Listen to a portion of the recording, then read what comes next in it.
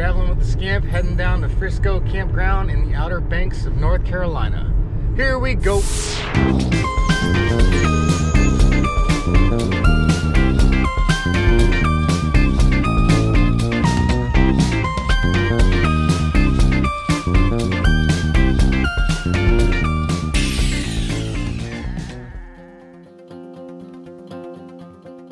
It's always nice to be back out on the road, especially when we have our Scamp in tow. It's a Saturday morning on a long Memorial Day weekend, which means extra days, extra time, and that makes things even better. Alright, so we're excited to be heading back to the Outer Banks. It's one of the places that we love, although it's been a couple years since we've been here. This is actually our first time camping out here. Every time we've come before, we stayed at a motel or something like that. Should be a little bit of a different experience in that regard. So we're staying in the Frisco Campground, which is sort of on the lower end of the Outer Banks. It's actually at the bottom of Hatteras. We'll be able to drive across most of the Outer Banks, getting through there. We've got some good scenery coming up that we're looking forward to. Hit the road that day bright and early, anxious to get there. Ahead of us we had about a 5.5 hour drive, about 270 miles. I say bright and early, although it really wasn't bright at all. In fact, it was quite cloudy. On that day there was actually some kind of tornado warning in effect, or tornado watch, something like that. I can't remember. I mentioned good scenery earlier, and some of the scenery on the drive isn't the greatest, especially the area around Newport News, but before and after that is pretty good. Once you reach the Outer Banks, and Hatteras Island in particular, the scenery becomes phenomenal.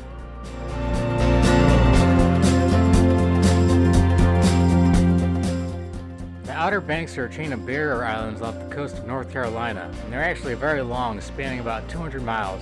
I'll often forget this fact. If you're staying towards the southern end of the islands, when you first get there you may feel like you're getting close, but you actually have a lot of driving left ahead of you still. You can almost look at the Outer Banks as being like in sections, with the middle section being the busiest and the most popular and with the most activities, and I'm talking about Kitty Hawk, Kill Devil Hills, and Nag's Head.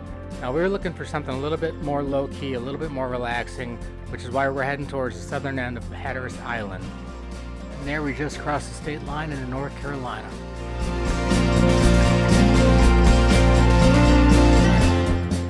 Now as you approach this place called Palace Market, you'll see about 1 million signs advertising what they sell at the market. We've stopped here before and we stopped here again. They do have a lot of good produce and it all looks really nice and high quality, although it's kind of pricey. Honestly, I don't think it's really worth it. This will probably be the last time we stop here. Like I said, all the products that they sell do look good and they have a lot of stuff as advertised. I just don't think it's worth the price that they're charging for it.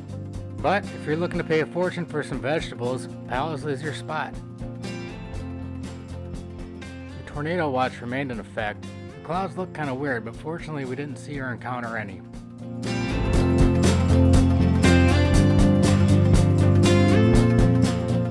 On this trip we stopped and checked out one of the roadside attractions I've been wanting to see for quite some time, but I've never actually stopped. Digger's Dungeon pays tribute to the monster truck legend, Gravedigger.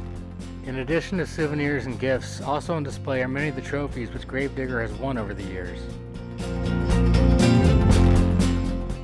I used to love Gravedigger a lot, so this was really cool to me. Check out the Scamp next to Gravedigger. It's quite a difference. They've also got a diner and some rides and stuff. All in all, I'd say it's a pretty cool stop and something that's worth checking out if you're into Gravedigger. But anyways, time to move on.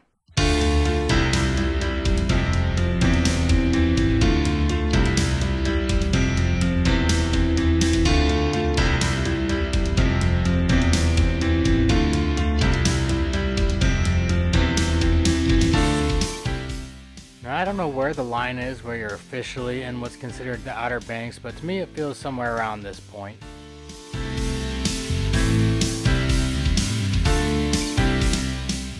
Just like any beach, you got Wings and other similar type beach stores. We stopped here and geared up before we got to Hatteras Island.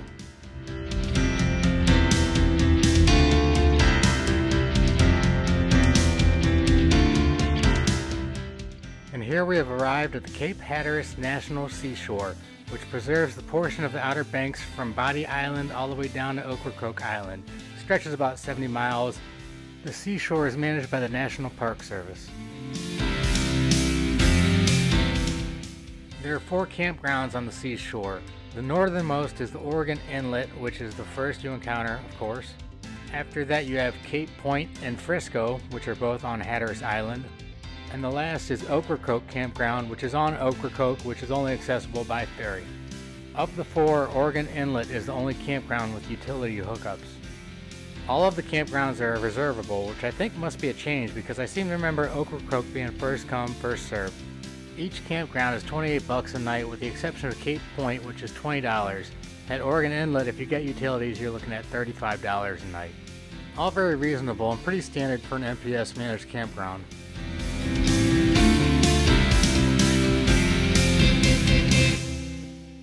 The sign for the Frisco Campground is pretty poorly placed, with the entrance being actually quite a bit further than the sign would suggest. I busted a U-ey and found it easily on the way back, so here we are entering the Frisco Campground area. The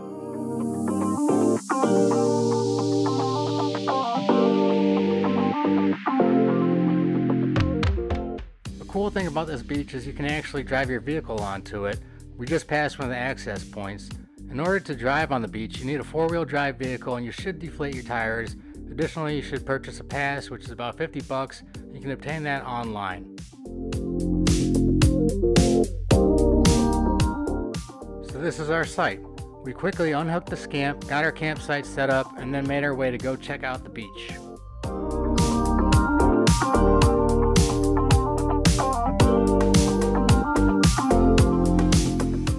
From the campground, there are two places where you can get to the beach. Each is about a 1-mile walk from our spot to the beach. Mostly it's boardwalk, but then there is some sand towards the end. As you approach the beach, you have to walk up some dunes in order to get to the beach itself.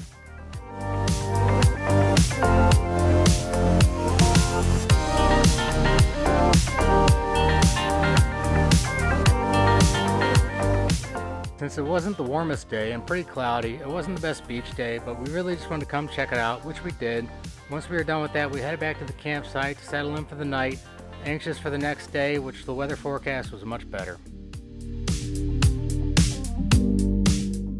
And surprisingly and nicely, the weatherman delivered. We woke up to a nice, beautiful, warm day.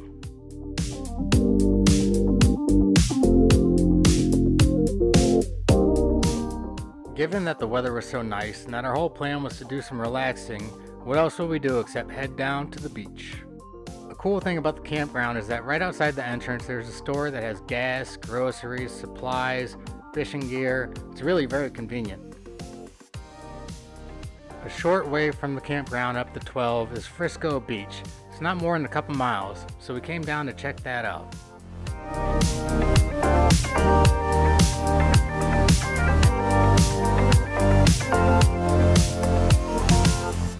Frisco Beach has good facilities with showers, clean bathrooms, and lifeguards on duty during season.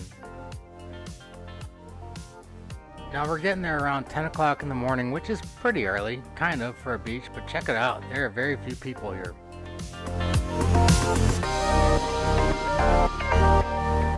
I worried that Memorial Day would be too early in the season, but the water looked great and also felt great.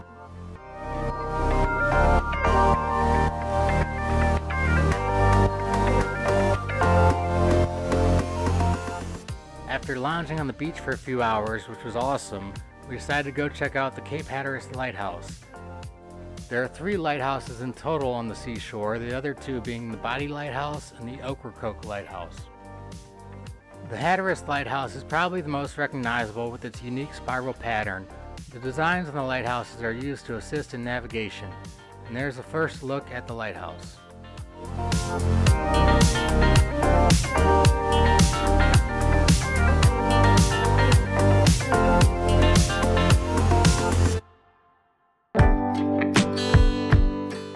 We begin our visit by heading up the park store where we grab our passport stamp to add to our collection. The store is small but good. There are 2 other national park sites in Outer Banks which we've visited before but not on this trip. There's Fort Raleigh, the site of the lost Roanoke colony, and also the Wright Brothers Memorial, the site of their first flight.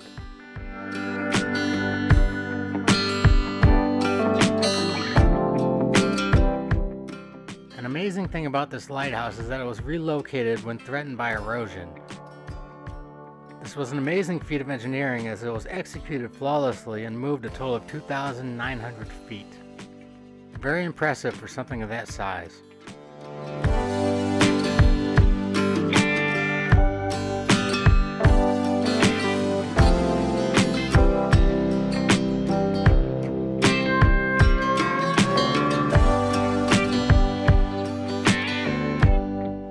There's a good museum on site.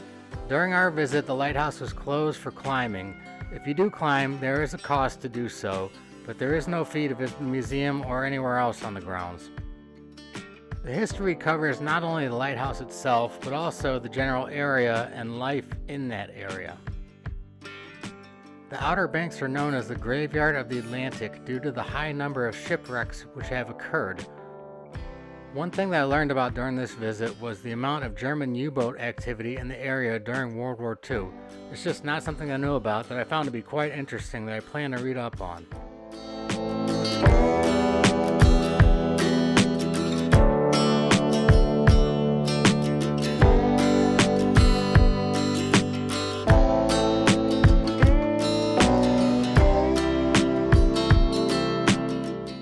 On the nearby beach there is a marker which tells you where the original site of the lighthouse was.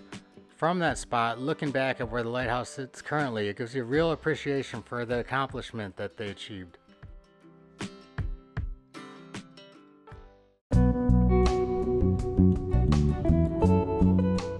Next up, we're checking out a fishing pier. I think it's called the Avon Pier, or maybe it's Avon. There is a cost to fish and also a cost just to walk out on the pier. That's pretty cheap, it's only a few bucks. Check out the color of that water. Man, it's just absolutely stunning. The fishing seemed to be pretty good that day. We saw quite a few people catch fish, but here's one that I actually caught on camera. Pretty cool.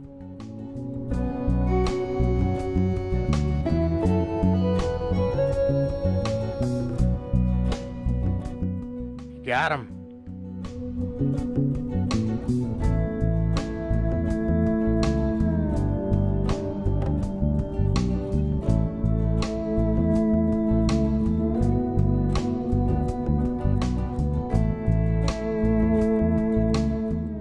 And back at the campground now, let's go check out the other beach access point.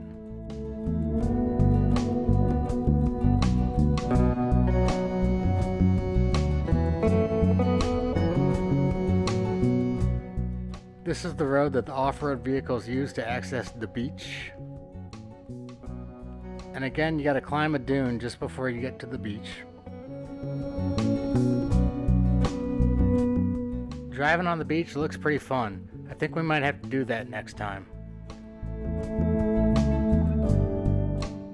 I've always wanted to fly a kite on the beach, but never have, so let's do it.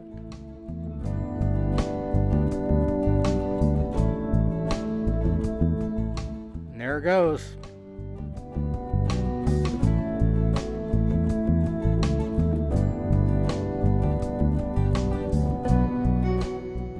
Now, I'd never done this before, so it was totally amateur hour, but it was a lot of fun.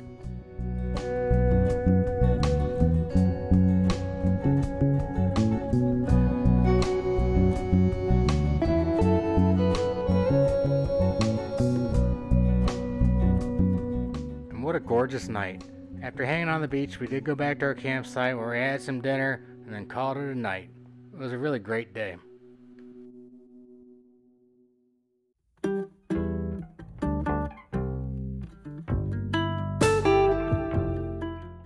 we're starting off this day just the same as we did the day before, chilling on some sand.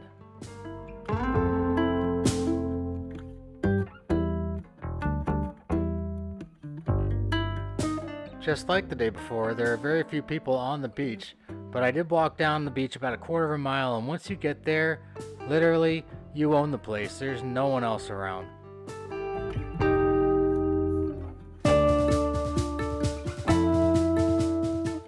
The water quality was even better than yesterday. I can honestly say straight up, this is the best water that I've seen on the Atlantic north of Florida.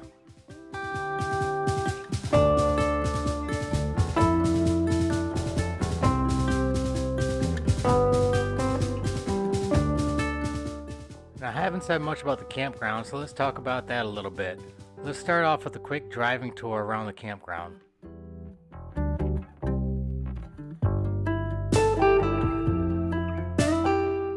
It's really a no-frills kind of campground. As I said before, there are no utility hookups, there's no water, and definitely no sewer. It's dry camping.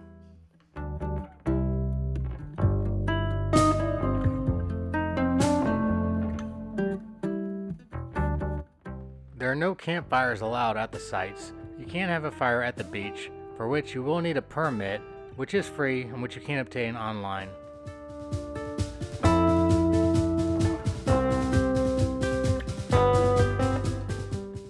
Most of the sites seem pretty private. Each site has a picnic table, and that's really about it. Our site is close to the beach and close to the bathrooms and stuff, but this area I think has the best views. If I were to look for another spot here again, I'd look for a spot in this end of the loop, which leads right towards where the entrance is. It's basically the last section of the campground.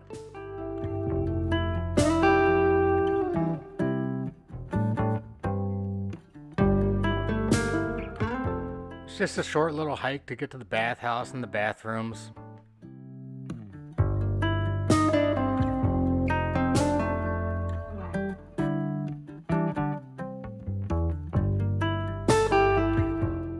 There are showers, but no hot showers, which kind of sucks, but, you know, whatever.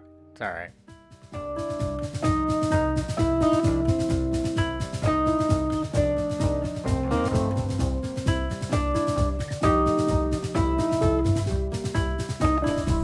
I'm going to warn you, if you come here, you got to watch out for two things.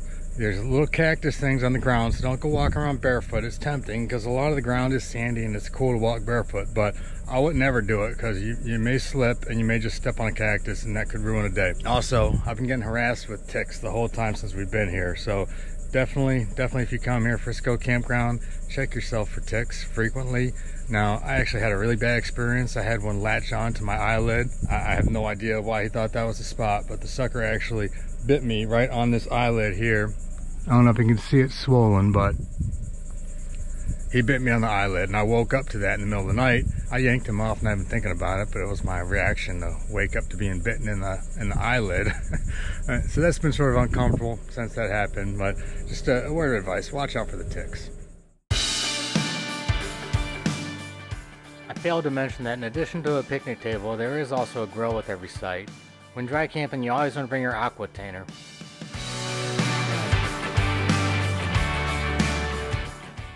P17 is the site that we had. While I would like the one with the view, this one isn't in a good location close to the beach, so it's a good spot.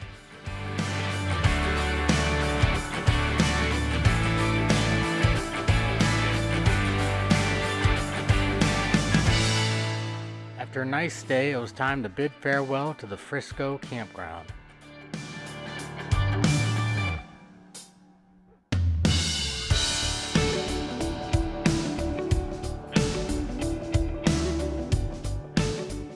On our way out, leaving the Cape Hatteras National Seashore, we did make one last stop to grab the photo op with the Bodie lighthouse.